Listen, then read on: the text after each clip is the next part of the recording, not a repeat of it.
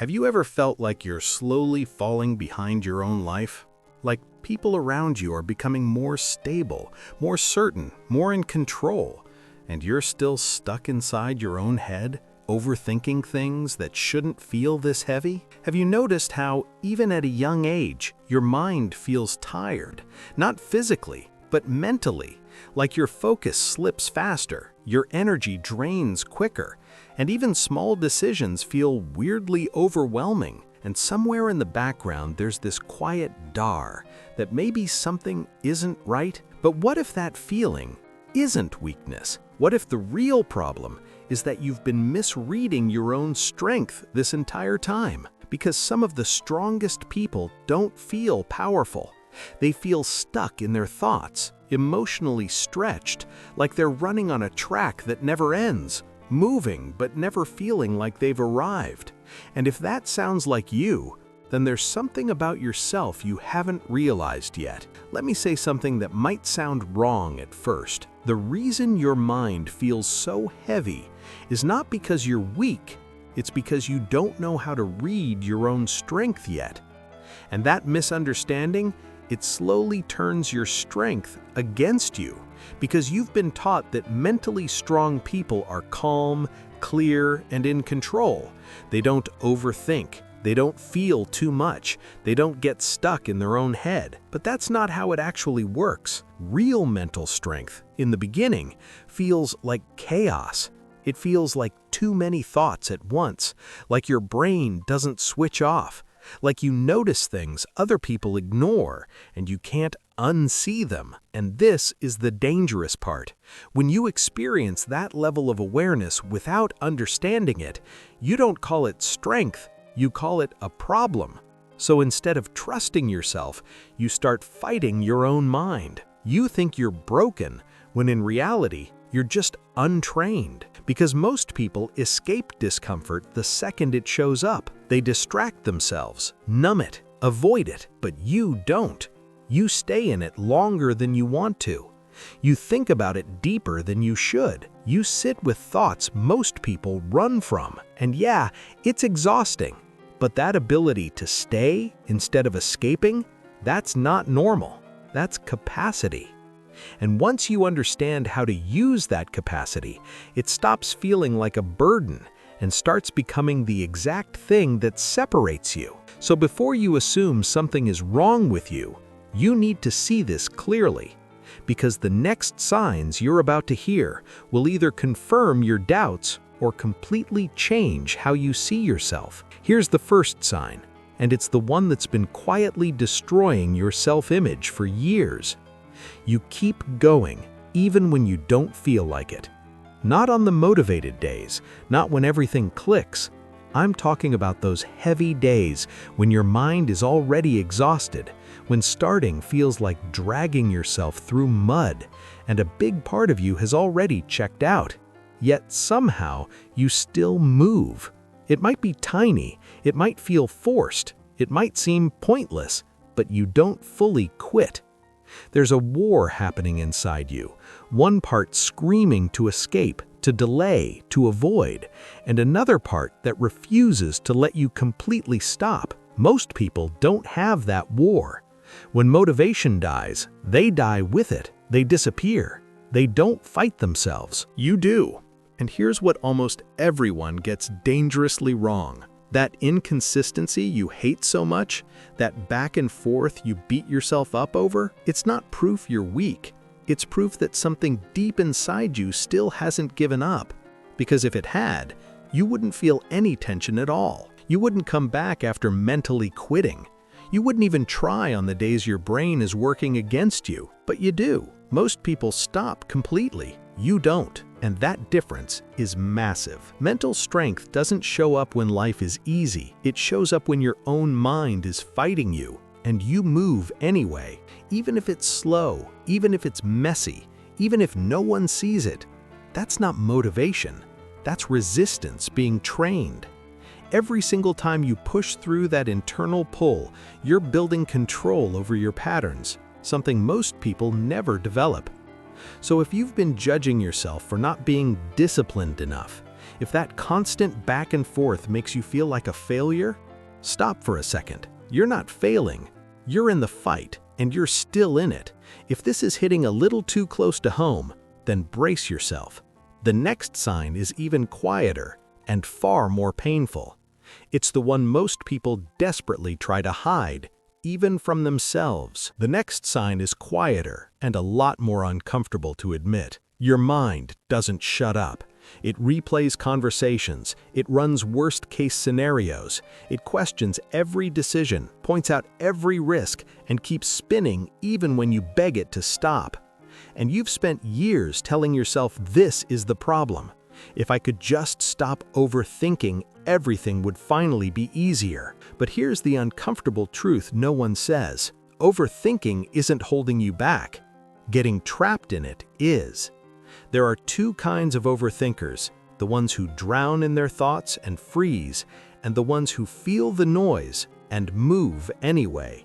If you're still watching this, there's a strong chance you're the second type. You don't always feel clear. You don't always feel confident. Your brain keeps screaming doubts even when you wish it would just shut the hell up. But you still decide.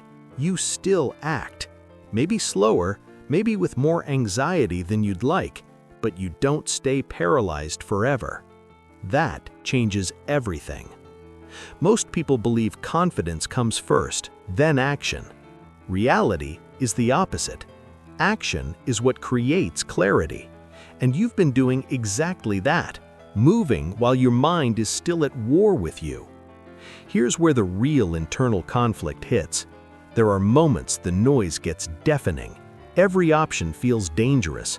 Your brain keeps showing you everything that could go wrong, and a big part of you just wants relief, wants silence, wants to escape the chaos. But instead of waiting to feel sure, you choose something. You step forward anyway. Most people don't do that. They delay. They hide behind "I need more clarity." They avoid the responsibility. You don't. And here's the truth that flips everything.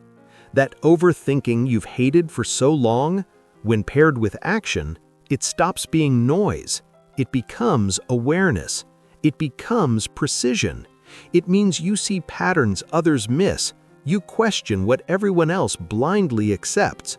Once you learn how to direct it, your flaw turns into the exact thing that separates you. So if you've been desperately wishing your mind was quieter, simpler, easier, if you've been trying to kill the very voice that makes you different, stop. You might be trying to destroy your greatest unfair advantage. The problem was never that you think too much, it was that no one ever showed you how to use it. If this is hitting deeper than you expected, brace yourself. The next sign is even harder to accept. It's the one that makes people feel the weakest, even though it's secretly one of the strongest forces they have. The next sign is the one people hide the most, because admitting it feels like admitting you're too fragile. You feel things deeply. Not "it bothered me for a minute," not surface-level stuff that fades by lunchtime. I'm talking about emotions that stick, that replay in your head for days, words that cut deeper than they should, tones that linger, situations that haunt you long after everyone else has moved on. And if you're being brutally honest, you've wished more than once that you could just turn it off, because it feels like a curse. You care more. Things get to you harder. You carry emotional weight that other people seem to shrug off like it's nothing. Over time, you start calling it weakness. You tell yourself you're too sensitive. You wonder why you can't be more like everyone else. But here's the truth that hurts to hear. Feeling deeply isn't the problem. Being overwhelmed by it without knowing how to handle the depth, that's what drains you. There's a massive difference between being emotionally weak and being emotionally sensitive with real capacity. And if you're still here, still recognizing yourself, you're not the numb type. You don't shut down or disconnect just to protect yourself. You stay with the feeling even when it burns, even when it's inconvenient, even when not caring would be so much easier. Most people don't do that. They distract, they suppress, they pretend it doesn't matter and move on. You don't fully escape it. You feel it, you process it, Sometimes you overprocess it, but you stay connected. And that ability to remain present with heavy emotions instead of running is one of the rarest and strongest psychological skills a person can have, even if right now it only feels like pain. Here's what almost no one tells you. The same depth that makes the pain hit harder is the exact same depth that lets you understand people on a level most never will. You notice what's unsaid, you read between the lines, you connect in ways that feel almost unfair. You've only been seeing the weight, you've never fully seen the strength hiding inside it. So if you've ever asked yourself, why am I like this? Why do I feel everything so damn much? Stop asking that question. Start asking, what can I do with this once I stop fighting it? Because the moment that shift happens, this weakness stops draining you and starts becoming the exact thing that makes you different in the best way. If this one felt a little too personal, then get ready. The next sign is even quieter. It's not about what you feel, it's about what you've been silently carrying without ever talking about it. The next sign is the one almost no one sees because you've learned to carry it completely alone. You've survived things you never really talk about. Not the dramatic stories you share at parties, not the things that left visible scars. I'm talking about the quiet ones, the moments that changed you forever, but you just kept functioning. The nights you had to figure shit out with no one to guide you, the pain you swallowed because it wasn't that bad or other people have it worse. You minimized it, you pushed it down, you told yourself you were fine and then kept moving. From the outside, nothing looks broken. No big breakdown, no cry for help, just you handling it. But inside, something did break and rebuild differently. Your trust changed, your sensitivity sharpened, your ability to detect danger or fake safety got rewired early. And the worst part? You never gave yourself credit for any of it. You still compare your silent battles to other people's loud ones and convince yourself yours don't count. So you stay quiet. You stop expecting anyone to truly get it. You stop opening up. You stop asking for support because you've trained yourself not to need it. That silence became your normal. But here's the truth that hits hard when you finally hear it. Just because you handled it quietly doesn't mean it didn't shatter parts of you. Just because you didn't fall apart publicly doesn't mean the weight wasn't crushing. The people who look the most together on the outside are often the ones who built the strongest internal armor just to survive. Armor no one sees, effort no one applauds, battles no one will ever hear about. And if this is ringing true, if you ever felt like you had to grow up emotionally way faster than you were ready for, if you've been carrying things so long that you forgot they were even heavy, then what you've built isn't weakness. It's raw, quiet resilience most people never have to develop and never will. Once you stop dismissing what you've been through, you start seeing what it actually forged inside you. Deeper awareness, stronger boundaries, and the ability to keep going when others would have quit long ago. If this one felt a little too real, then the next sign is even more subtle, because it's not about what you've been through, it's about what still happens now, when the doubt is loud and you move anyway. You doubt yourself constantly. Every major decision triggers it. You hesitate right before the moment that actually counts. You lie awake running through 100 what-ifs that refuse to shut up. From the outside, it looks like lack of confidence, like you're just not sure of yourself. But inside, it's pure exhaustion. One part of you is desperate to push forward, to take the risk, speak up, finally change something. The other part yanks you back, louder and louder. What if this blows up in my face? What if I'm not ready? What if I ruin everything? That tug of war never really ends. Even after you decide, the doubts keep whispering in the background. So you assume truly confident people don't feel this at all. They just know. They're certain. They move without fear. But that's not real confidence. Real confidence isn't the absence of doubt. It's the ability to act while doubt is still screaming at you. And when you look at your own life honestly, you've been doing exactly that for a long time. Not perfectly, not instantly, but you still send the message. You still take the step. You still try again, even after your brain screamed that it was probably a mistake. Most people never get that far. They wait for the doubt to disappear. They wait until they feel ready.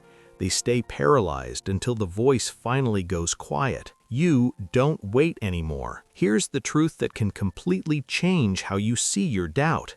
That constant voice isn't weakness, it's awareness. It means you actually see the risks. It means you care about the outcome more than most people do. When you combine that sharp awareness with the willingness to move anyway, it stops being self-doubt. It becomes calculated courage, the rare, thoughtful kind most people never develop. So if you've been beating yourself up for not feeling confident enough, for hesitating, for questioning everything, stop. The problem was never the doubt. It was waiting for the doubt to vanish before you allowed yourself to act. If this is starting to shift how you see yourself, pay close attention, because the next sign is completely different. It's not about what's happening in your head anymore. It's about how your energy feels, and why being tired all the time doesn't mean what you think it means.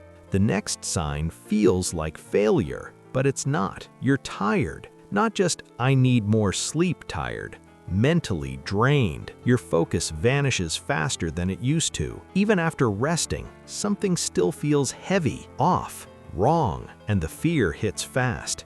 Why am I already this exhausted? Am I burning out too early?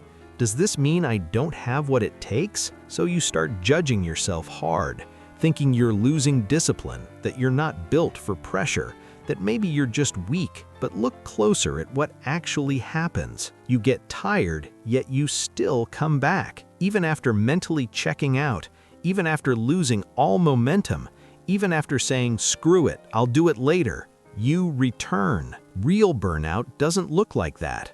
Real burnout kills the desire completely. It shuts you down. You stop caring. You stop trying. That's not you. What you're feeling isn't the end of your energy. It's friction. You're not just doing the work. You're fighting your old patterns at the same time. Your brain begs for distraction while you force yourself to focus. Your habits pull you backward while you push forward. Comfort screams at you while you choose growth anyway. Of course it feels draining. You're not simply working. You're rewiring your mind. And that invisible battle is why it looks like inconsistency or laziness from the outside, but feels like a constant, quiet return on the inside. Here's the truth that changes everything. If you were truly done, you wouldn't keep coming back. You wouldn't feel that pull to try again. You wouldn't get frustrated every time momentum slips, but you do. This tiredness isn't proof you're failing. It's proof you're in the messy middle of becoming someone your current self isn't equipped for yet. So stop asking, "Why am I so tired all the time?" Start asking, "What am I trying to become that my old self isn't ready for yet?" Because that tension between who you are right now and who you're becoming, that's exactly what you're feeling. And once you see it clearly, being tired stops feeling like weakness and starts feeling like proof that you're actually moving forward. If you've made it this far, then the final sign is the one that ties everything together. It's not about another struggle. It's about why you're even here searching for these answers in the first place. The last sign is the one most people never notice, but it perfectly explains why you're watching this video right now. You're searching. Not casually, not out of boredom. Something deep inside you flat out refuses to stay the same. You watch videos like this. You question your patterns. You desperately want to understand why your mind is so loud, why you feel everything so intensely, why life always seems heavier for you than for everyone else. And yeah, it gets exhausting. The more aware you become, the more you notice your habits, your reactions, your endless internal battles. It would be so much easier to just numb it all, to stay on autopilot, to distract yourself and never look too closely. Most people choose that path every single day, but you didn't. You chose awareness even when it made life harder, even when it forced you to question yourself constantly, even when it made you feel like you were falling behind. And that one choice changes everything. Because the moment you started searching for real answers, you stepped off the default path most people never leave. Look at every sign you've heard today: the heavy mind that won't shut off, the overthinking, the emotional depth that hurts, the silent battles no one sees, the doubt that screams, the constant tiredness. None of those things happen to someone who's asleep at the wheel. They only appear in someone who's already awake, someone who hasn't given up on themselves, someone who's still fighting, even when it's confusing and painful. So the next time you catch yourself thinking, "Why am I like this? Why does everything feel harder for me?" Stop. Ask a better question. What if this is exactly what growth feels like before you learn how to master it? You were never weak. You were never broken. You were just early, running the race without a map. All the things you've been judging yourself for, they aren't signs of failure. They're loud, messy proof that you're already changing. So the next time mental resistance hits, that wave of exhaustion rolls in, that loud internal war starts again, don't rush to label it as bad. Pause. Recognize it, because that exact uncomfortable, noisy, heavy moment is where your future self is being quietly built. And now, for the first time, you can finally see it clearly.